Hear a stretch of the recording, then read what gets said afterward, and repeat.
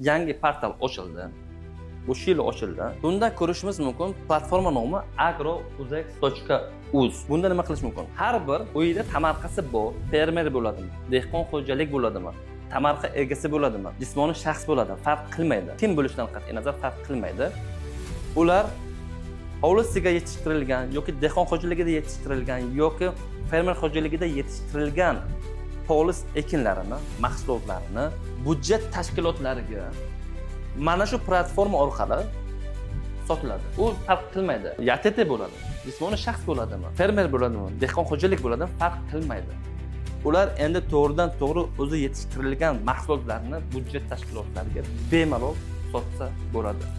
Bu o'sha xalqimizni o'ylab turib mana shu ishlarni boshiga prezidentimiz bor albatta va UZEX jamoasi turibdi. Bu qulayliklari juda ham zo'r bu platformada. Siz shahar miqyosida ham yoki shahardan ozgina chetroqda ham 10 sotuq, 15 sotuq yerlar bor insonlar juda ham ko'p oramiz. Shundaymi?